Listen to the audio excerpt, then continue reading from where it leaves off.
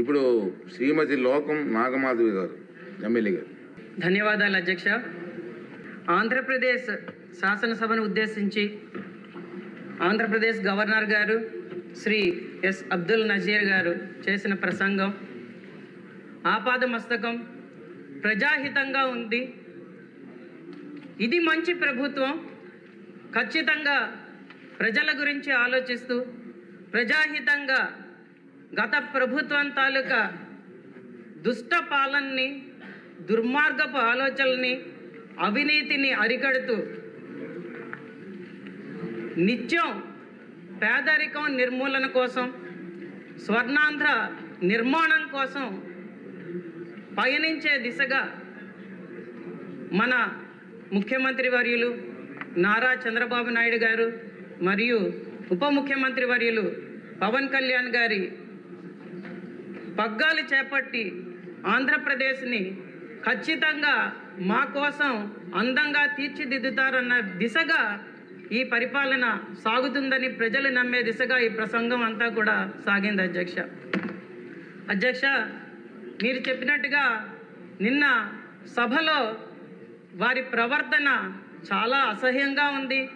ప్రజలందరూ కూడా దాని గురించే మాట్లాడుతూ ఆయనకి ప్రతిపక్ష హోదా ఎలా వస్తుంది, గత అసెంబ్లీ సెషన్స్కి రాలేదు, ప్రజల గురించి పట్టించుకోలేదు, ఈ 9 నెలల్లో ఏ రోజు ప్రజల గురించి ఆలోచించలేదు, మళ్ళీ రాష్ట్ర గవర్నర్ గారు చేస్తున్న ప్రసంగాన్ని అడ్డుపడుతూ ఖచ్చితంగా మళ్ళీ ఇంకొకసారి ఒక జోకర్గా ఆయన మిగిలాడని ప్రజలు ఈరోజు చెప్తున్నారు అధ్యక్ష.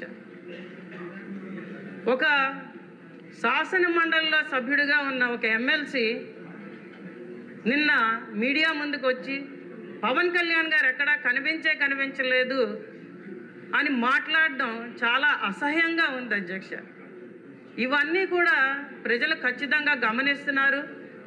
ప్రజలైతే దాని గురించి వాళ్ళని పట్టించుకునే దిశగా లేరు. ఇంకా వాళ్ళ బిహేవియర్ అలాగే కంటిన్యూ అయితే అధ్యక్ష 29లో 11 సీట్లు కూడా రావు అధ్యక్ష వాళ్ళకి.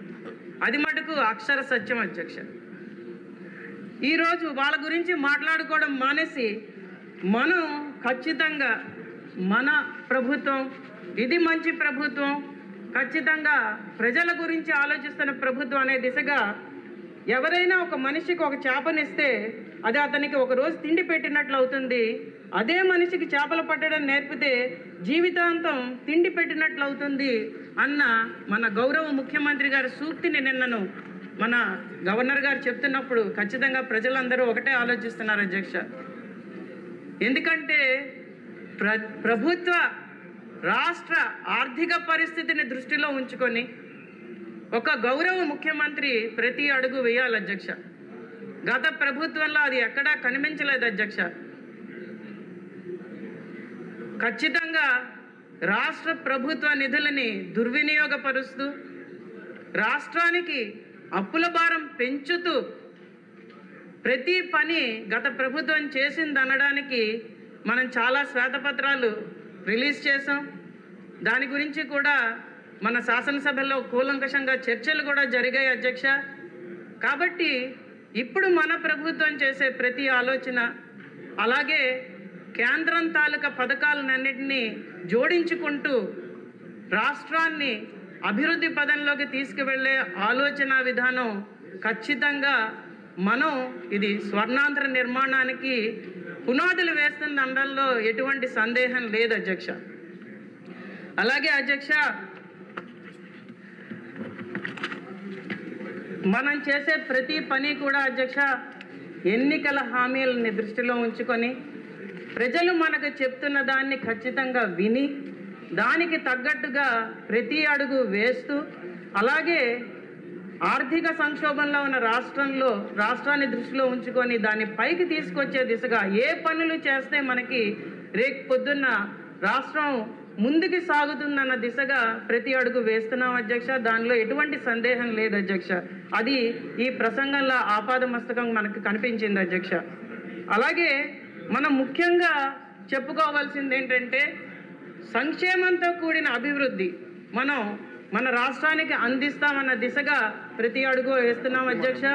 అందులో ముఖ్యంగా నేను చెప్పదలుచుకున్నది పల్లె పండుగ.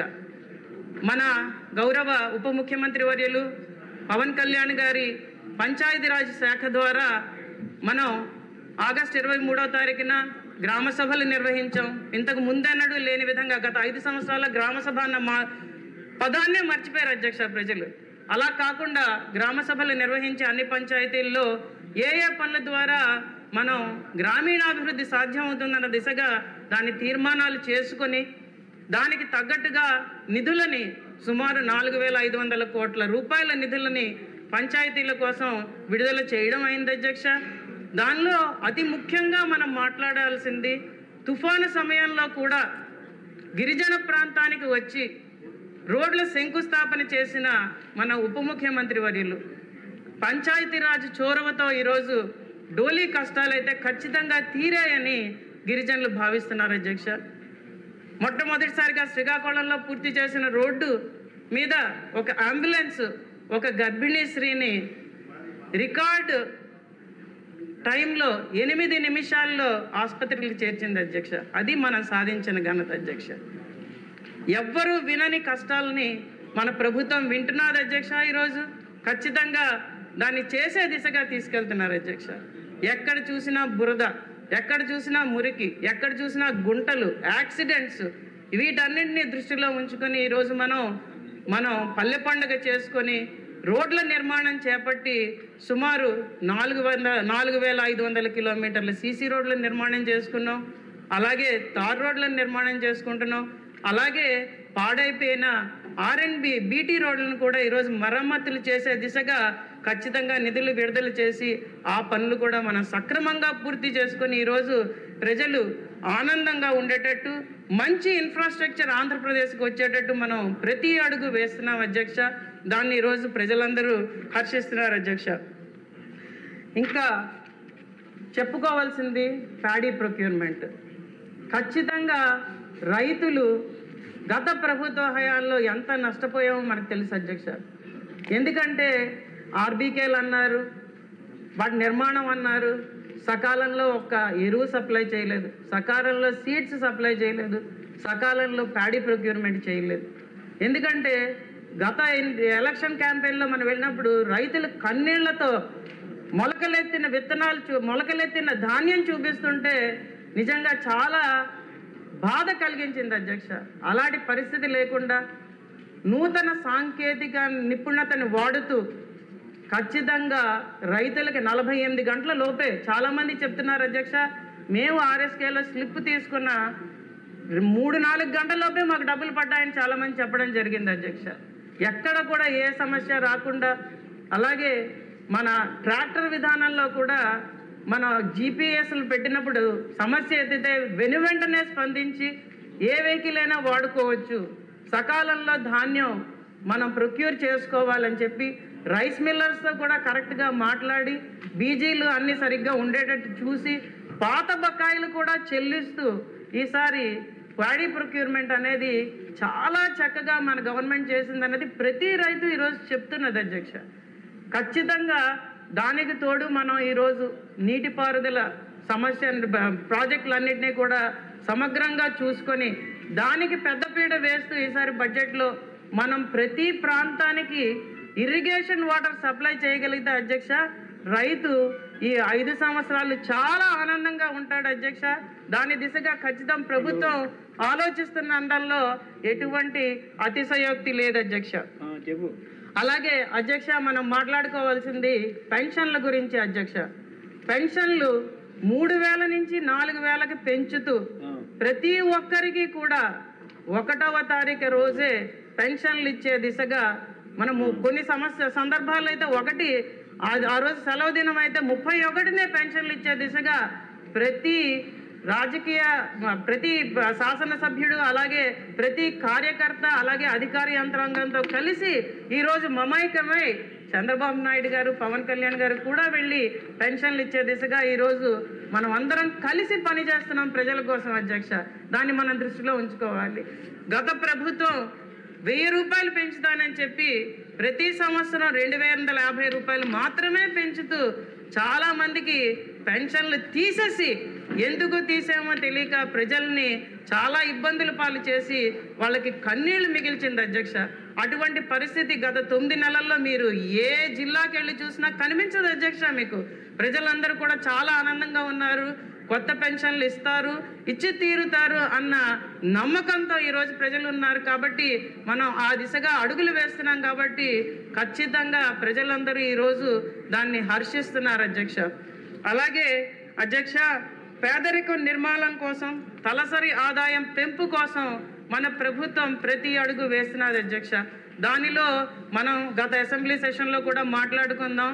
దానిలో మహిళా సాధికారత, అలాగే ఎస్హెచ్జీలను వాడి మనం మహిళా సాధికారత దిశగా ఖచ్చితంగా మహిళల్ని మనం సపోర్ట్ చేస్తూ ఈరోజు వాళ్ళని పారిశ్రామికవేత్తలుగా తీర్చిదిద్దే దిశగా కేంద్ర పథకాలని అందుబాటులోకి తీసుకొస్తూ మనం చాలా పనులు చేస్తున్నాం అధ్యక్ష. దాని తాలూకా బెనిఫిట్స్ ఖచ్చితంగా తొందరలోనే ప్రజలందరూ చూసే దిశగా మనం అడుగులు వేస్తున్నామని చెప్పడంలో ఎటువంటి సందేహం లేదు అధ్యక్ష.